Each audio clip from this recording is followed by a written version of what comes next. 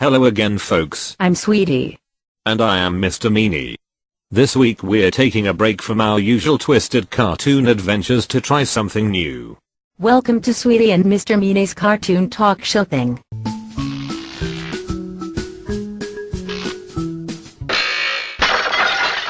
Our regular viewers know that I've become quite an expert at hacking into Extra Normal's programming. Well, for my latest experiment, I'm actually going to transport a real live human celebrity person here into our cartoon reality. What? I don't think that's such a good idea. What if it goes wrong, and they end up like half human and half cartoon? Maybe they'll have big scary anime eyes, or a Donald Duck butt. Don't worry, I know what I'm doing. Folks, she's performed with Beck, Elastica, the Bangles, the Eagles of Death Metal, and Spinal Tap, and she just released her terrific new solo album. 4. Ladies and gentlemen, Abby Travis. Oh my god. Abby Travis. This is super awesome. Welcome to Extra Normal Abby. Well, I'm just thrilled to be here. I don't know if you and Sweetie realize that I'm a huge fan of your show. I bet you know all sorts of shocking rock and roll gossip. Please tell us something scandalous about one of the bands you've worked with.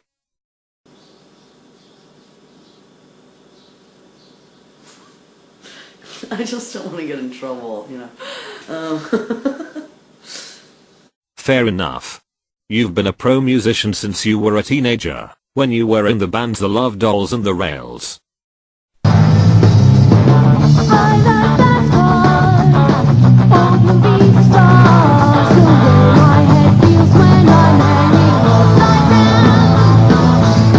How do you feel when you look back at your really early work? Yeah, are you proud of it? Or is it like looking back at your old high school yearbooks, and you get all embarrassed about your goofy haircuts and stuff? At one point, I totally was like really getting into like funk music, and I did my hair in cornrows. That was a mistake.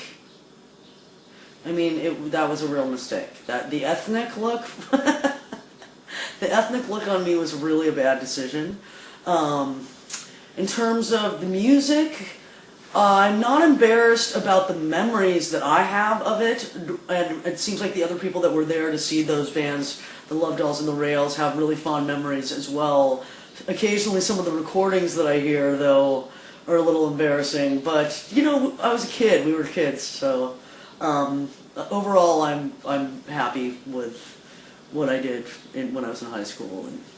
I was surprised to learn that your mother is Alice Travis Germond, the secretary of the Democratic National Committee, and your stepfather is the CNN political pundit Jack Germond. Whoa. As a rock star who comes from a prominent political family, what's it like to live a life that sounds like the premise for an Aaron Spelling soap opera? We all kind of accept each other for who we are and are pretty honest with one another. I think probably when I was younger, they were a little more frightened about how I'd turn out, but now that I'm not a complete, you know, crackhead, they're okay with it. They're okay with me not being a crackhead. I hear you've been working as musical director for Andy Kaufman's legendary collaborator Tony Clifton.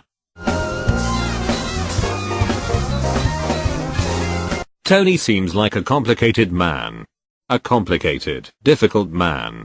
There's a lot of language. He is a big believer in the First Amendment. So I've found myself, and maybe this is the design of what he's doing, becoming less sensitive to certain words that previously sparked red flags in my, vocabulary monitoring. But he's actually a very warm, nice guy overall. And he does come to rehearsal in his, tuxedo outfit every day. I gotta back him for the commitment. You know, I never realized how big our heads are. I mean, you could fit like 20 of Abby's heads into one of ours.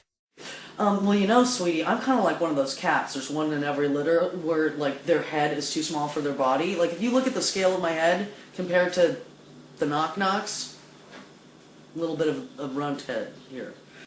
Abby, what's it like to be a real person? What's it like to breathe oxygen and eat food and stuff? Is it awesome? I bet it's awesome.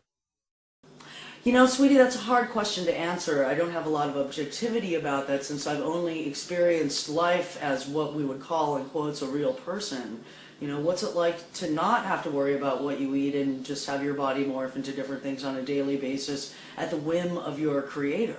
I can't compare our existences. So it's hard. I mean, food, it can be great. Sleeping, I've got to sleep. You know, there's things that I have to do that maybe you don't have to do. I'm going to die. I guess you could die. You know, death of a cartoon character. Let's talk about that.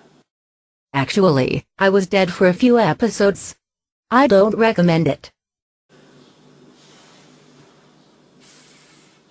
You funded this new album as a Kickstarter project, and I hear you offered your donors some rather unusual premiums.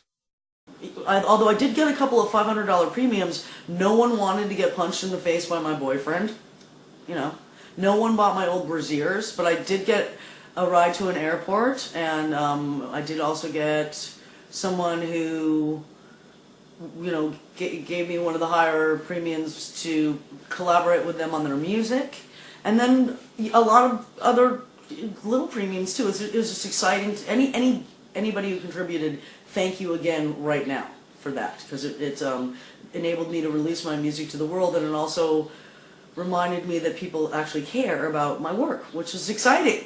Okay, now we're gonna see a clip from Abby's new music video, Pretender. There's no time like tonight. There's no time like tonight.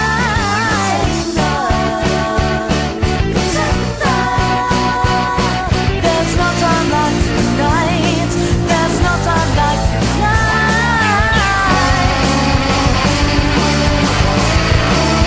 You better get away. Thanks so much for being on the show today, Abby. Thank you both so much for having me. It's been a real treat to appear on one of my favorite shows inside Ursula Hitler's head. It was great to have you. Well, sweetie, I told you I'd get us through the whole show without any technical screw-ups. Yep. I was a fool to doubt you. Damn straight. Okay, computer, send Abby back to the real world now. Uh-oh. Oh fudge. Hey, no fair. I wanna be an Abby Travis too.